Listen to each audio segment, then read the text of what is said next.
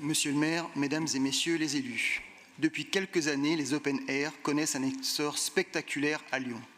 Ces événements artistiques en plein air, souvent portés par de jeunes collectifs, rassemblent plusieurs milliers de personnes autour des musiques électroniques et d'une nouvelle scène culturelle locale. Ils traduisent une évolution profonde des pratiques culturelles, plus accessibles, plus inclusives, plus participatives. Ce phénomène s'ancre dans une réalité sociale, une jeunesse précarisée, en quête d'espaces de création et de convivialité hors des circuits commerciaux classiques. Ces événements sont aussi des tremplins pour la jeune création. Ils s'appuient sur des modèles économiques vertueux où les recettes permettent de rémunérer directement les artistes et les travailleurs, mais également de financer l'activité associative annuelle de structures culturelles en marge des institutions, non moins légitimes pour autant. En cela, ils participent pleinement des droits culturels que notre ville s'est engagée à défendre. Au parc de la Cerisay, dans le 4e arrondissement, cette dynamique est particulièrement marquée. Sous l'impulsion de Samuel Mecklenburg, adjoint à la culture du 4e arrondissement, la mairie de ce même arrondissement a choisi de l'accompagner de manière méthodique plutôt que de la subir. Nous avons donc largement diffusé une enquête auprès des riverains et du public fréquentant les open air afin de mieux comprendre les perceptions de ces événements, les enjeux et les attentes. Les 1800 réponses reçues à ce jour confirment, par leur quantité et par leur nature, l'intérêt des Lyonnaises et des Lyonnais pour ces manifestations. Nous avons également engagé un travail de cadrage coopératif en réunissant tous les organisateurs pour construire ensemble une charte ambitieuse signée en 2024. Ce document formalise des engagements forts répondant aux attentes des habitants, inclusion, coopération, protection de l'environnement, lutte contre les violences et les discriminations, mais aussi respect des habitants et du parc de la Cerisay. Enfin, dans une logique de redevabilité et de transparence, nous avons organisé une réunion publique le 1er avril 2025 en présence des acteurs culturels, organisateurs et des élus, afin d'échanger avec les habitants autour de notre démarche et de la saison à venir. Notre objectif est clair, reconnaître pleinement ces formes culturelles tout en prenant soin de notre cadre de vie. Cela suppose de sortir d'une logique de simple instruction technique des dossiers pour construire un véritable partenariat adapté à la diversité des structures, avec une attention globale et constante aux impacts sur le territoire. Ce travail local, voulu exemplaire par sa démarche, a inspiré une réflexion plus large à l'échelle de la ville de Lyon. Car l'augmentation des demandes d'organisation, la concentration spatiale et temporelle des événements, ou encore la diversité des porteurs de projets rendent nécessaire un cadrage global, équitable et soutenable. Il s'agit bien sûr d'éviter les nuisances répétées pour les riverains, de mieux répartir les événements dans la ville, mais aussi de soutenir un écosystème coopératif plutôt que concurrentiel. Monsieur le maire, dans ce contexte, quelle orientation la ville entend prendre pour structurer cette politique à l'échelle municipale, en articulant respect des droits culturels, préservation du cadre de vie et accompagnement des organisateurs? Je vous remercie. Merci Monsieur Zinc. Pour vous répondre, Madame Enoch. Bonjour, Monsieur le maire du 4e arrondissement. Je vous remercie de l'implication de votre mairie sur l'accompagnement et la régulation des open air et de votre question sur la politique municipale globale à ce sujet. Tout d'abord, peut-être rappeler que les open air, contraction de Open Air Field, sont des concerts en extérieur de musique amplifiée, essentiellement des DJ sets en extérieur. En effet, leur nombre étant en augmentation, la ville de Lyon en ayant organisé 59 en 2024 pour 180 dossiers déposés, essentiellement dans les 1er, 4e, 7e et dans une moindre mesure 9e arrondissement.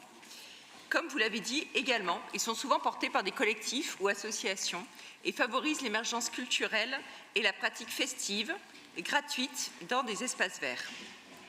Il convient de soutenir le développement de cette pratique culturelle et festive, essentiellement portée par la jeunesse et complémentaire des autres événements culturels organisés dans l'espace public ou en intérieur.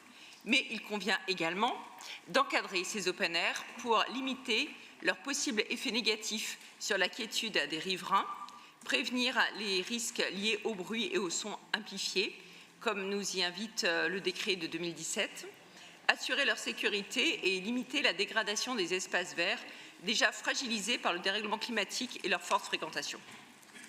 C'est pourquoi, en 2024, dans le cadre de Lyon Puissance 9, qui renforce la place des arrondissements dans l'action municipale, et sous l'impulsion de Mohamed Chihi, adjoint à la sécurité, à la sûreté et à la tranquillité publique, la ville de Lyon a mis en place une coordination exemplaire pour mieux organiser les open air sur son territoire. La démarche a consisté à faire travailler ensemble les arrondissements les plus concernés, la station MU en coordination avec la société publique locale Confluence et les nombreux services municipaux concernés. Biodiversité nature en ville, santé, services des OTEP, éclairage urbain, direction des affaires juridiques et police municipale notamment. Ce travail a abouti à un mécanisme de publicité préalable, sorte de règlement d'open air que vous retrouvez dans le détail sur le site internet de la ville de Lyon. Les principales mesures de cette publicité préalable sont tout d'abord de limiter le nombre d'open air à 1 par mois et par arrondissement, soit 32 open air maximum en 2025 entre avril et octobre. Respecter un calendrier affiché en annexe de la publicité préalable et qui exclut les périodes d'examen scolaire et les grands événements. Définir les sites selon les souhaits des arrondissements. Définir les horaires. Les open air pourront diffuser de la musique amplifiée que de 17h à 22h. La tenue de l'événement peut se faire avant 17h, mais uniquement en diffusant une musique légère du type lounge. Et rappeler enfin diverses obligations découlant du décret de 2017 relatif à la prévention des risques liés au bruit et au son amplifié, du respect des parcs et jardins, de la gestion des déchets, la question des toilettes, etc. Pour 2025, les sites retenus ont été la place Colbert dans le 1er arrondissement, la station MU dans le 2e, le parc de la Cerisée dans le 4e, le parc des Berges et dans une moindre mesure le parc de Gerland dans le 7e et enfin l'île Barbe pour le 9e arrondissement. La démarche a été présentée en janvier 2025 à l'ensemble des organisateurs connus, soit une soixantaine. Les dossiers déposés par les organisateurs ont été étudiés par les services et les élus culture des arrondissements concernés. Une commission spécifique a été organisée en mars pour valider les choix. Au final, 25 propositions sur 76 déposées ont été validées. Avec ce nombre, la ville de Lyon reste la ville française dans laquelle le plus d'open air sont organisés.